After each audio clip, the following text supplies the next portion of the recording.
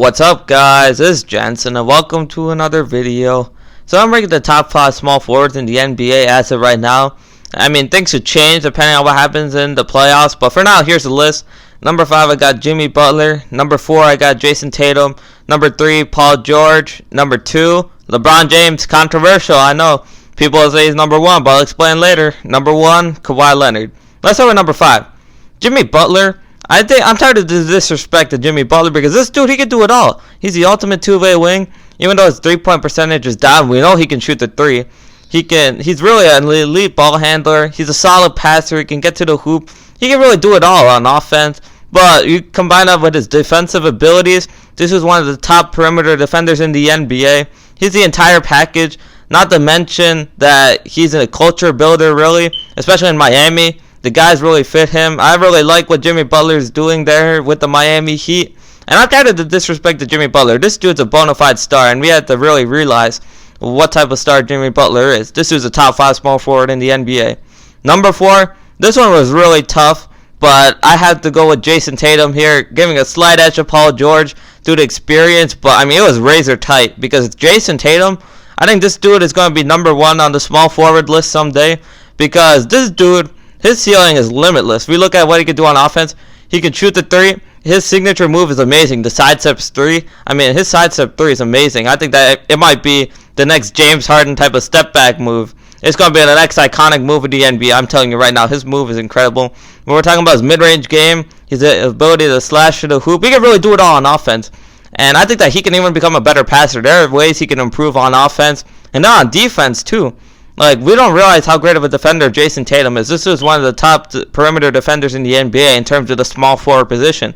And this is a rising star. He's only like 21 years old. I think that the ceiling is limitless for Jason Tatum.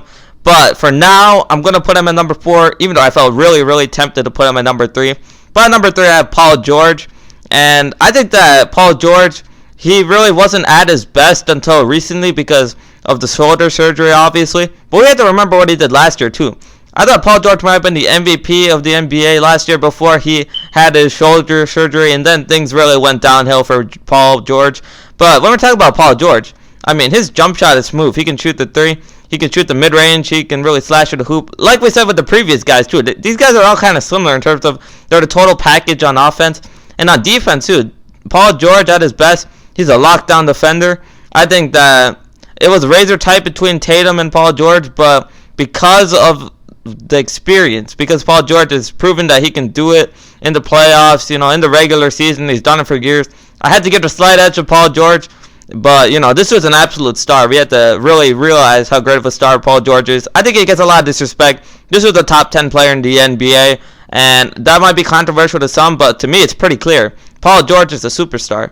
Anyways, at number 2, I got LeBron James, and if you watch my video on the top 5 best players in the world, you'll know why I put LeBron James at number 2 and Kawhi Leonard at number 1. Because even though you can argue that LeBron James is better on offense, and I'll say he has a razor-thin edge on offense because, he can drive to the hoop. He's a far better passer for sure. And, I mean, his jump shot is underrated at times. He can hit the three. I mean, it's not elite or anything, but he's solid. Although free throw line struggles are real. I don't know why LeBron struggles at the free throw line, but, that's real. But when we look at Kawhi Leonard, he's an elite shooter. He's more of an assassin, in my opinion. He's a finisher. And, I mean, it's razor thin. I'll give the advantage to LeBron on offense. But on defense, Kawhi is way better on defense than LeBron.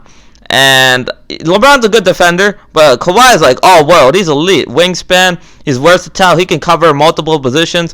LeBron, you can tell he kind of coasts a little. At his best, LeBron's a really good defender, but most of the time, he's not really trying 100% on defense. So I get a slight edge to Kawhi for best small forward in the world, as well as best player in the world, if you saw that video. So I think that Kawhi Leonard right now, he's an absolute superstar.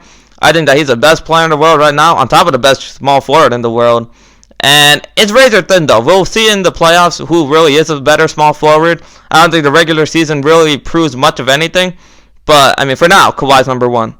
Anyways, that concludes this video. Thanks for watching the video. Please like and subscribe. I'll be providing more NFL and NBA hot takes as the season goes on. Have a good day. Remember to follow me on Twitter, Jensen Sports. See y'all later.